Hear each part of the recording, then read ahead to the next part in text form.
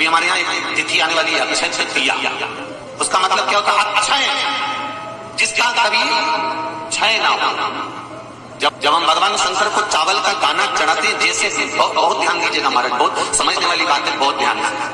चावल का दाना हमारे मस्तक पर तिलक करने के बाद पंडित जी क्यों लगाते हैं कि भगवान जैसा समय आज चल रहा है, आप पूजन कर रहे हो, पाठ कर रहे हो, दान कर रहे हो, पुण्य कर रहे हो, सत्कर्म कर रहे हो, भजन कर रहे हो, मेरा देव अधिदेव महादेव, मेरा नारायण, मेरा सत्यनारायण भगवान, मेरा राम जी, मेरा विष्णु जी, मेरा भागवत मैया, मेरी रामायण मैया।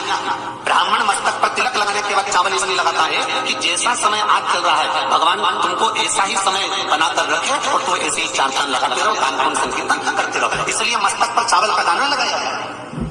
तो यहाँ शिव महापुराण की कथा करी, चावल का दाना शिव जी को क्यों चढ़ाते हैं, भगवान को क्यों समर्पित करते हैं, भगवान के पूजन में अक्षत क्यों समर्पित करते हैं, चावल क्यों समर्पित करते हैं, उसका कारण क्या है? तो कहा आज मैंने जब चावल का दाना आपको समर्पित करा है, जिस भाव से, जिस विश्वास से, जिस श्रद्धा से, जिस मन से मैं आपको रिझा रही हूँ, हे भोलेनाथ मेरी ये मनोकामना पूर्ण कर, इसको अक्षय कर देना, इसको अमर कर देना, बस इतनी कृपा आप लोगों से भी है।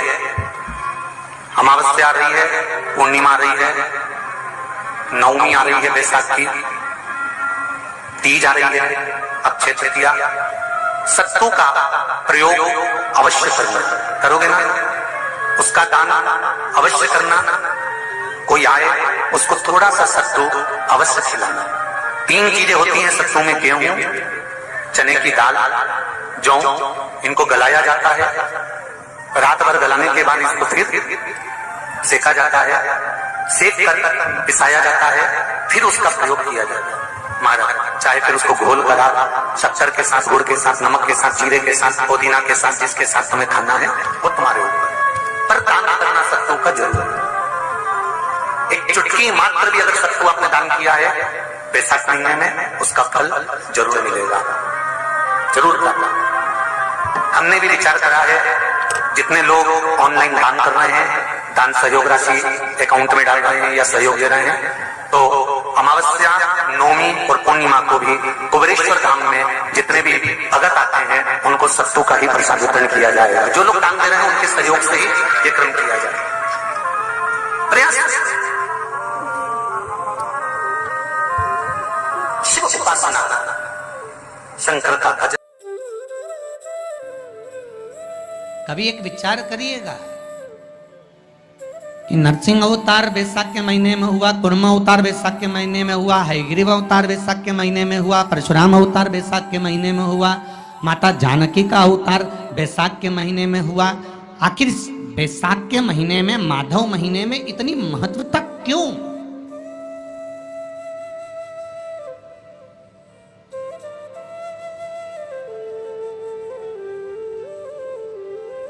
बैसाख के महीने में पड़ने वाली एकादशी, चतुर्थी, प्रदोष, अमावस्या, पूर्णिमा, शिवरात्रि, ये सभी इतनी महत्वपूर्ण क्यों हो जाती है?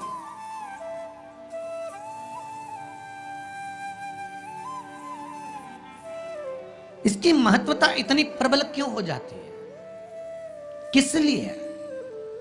क्योंकि बैसाख का जो महीना पड़ता है, सूर्य की संपूर्ण तपन, सूर्य देव अपने पूर्ण तेज के साथ में, पूर्ण तेज के साथ में मृत्यु लोक के निवासियों पर, चाहे जलचर हो, थलचर हो, वायुचर हो, चाहे जो जीव हैं, उस पर जब किरण फेंकते हैं तो संसार का जो मनुष्य है उस पर जब ताप पड़ता है, तो ताप पड़ने के कारण उसके मुख से भगवान का नाम निकल ही जाता है, स्मरण नाम निकल ही जाता है। जब उसके मुख से भगवान का नाम निकलता है तो वो भगवान की शरणागति खुद ग्रहण कर लेता है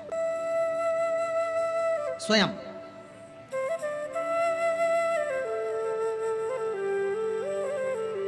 शरणागति ग्रहण कर लेना। बैसाख की पोथी पढ़ते हो आप लोग? आप में से अगर कोई पढ़ता हो बैसाख महीने की पोथी, तो उसमें एक वर्णन आता है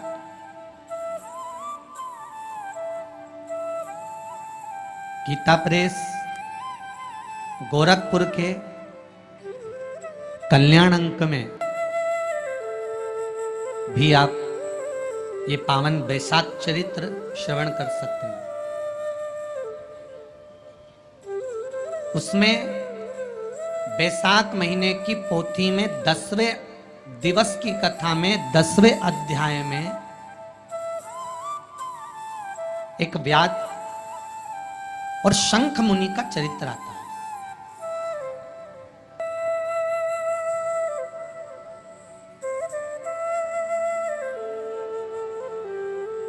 शंख मुनि एक बार निकलकर भगवान शंकर के मंदिर में जल समर्पित करने के लिए जा रहे थे और शिव मंदिर की ओर जाते जाते जाते जाते जाते जाते बीच मार्ग में चलते चलते चलते चलते और शंख मुनि जब शिव के मंदिर में पहुंचे, शंकर भगवान के मंदिर में जाकर उन्हें दर्शन किया,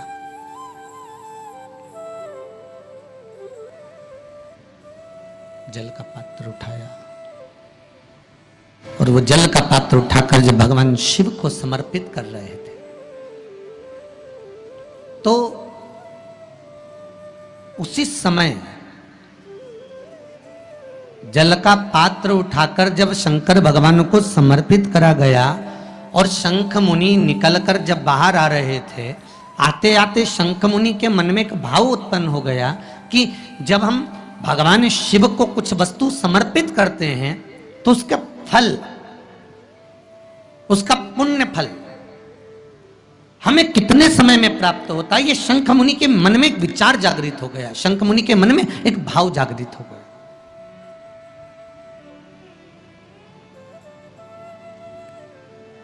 कई माताएं पशुपति व्रत करती हैं,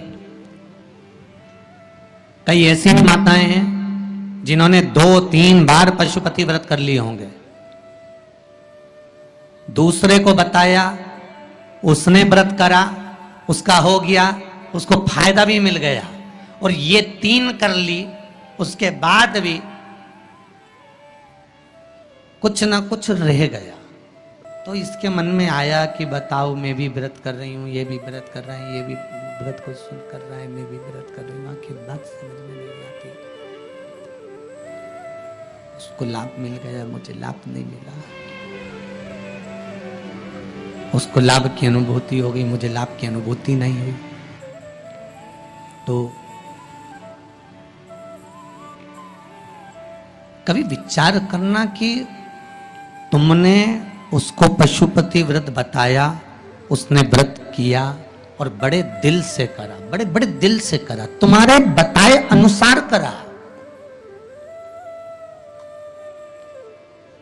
मतलब तुम्हारी बात पर कितना विश्वास होगा उसको, तुम्हारी बात पर कितना भरोसा होगा उसको।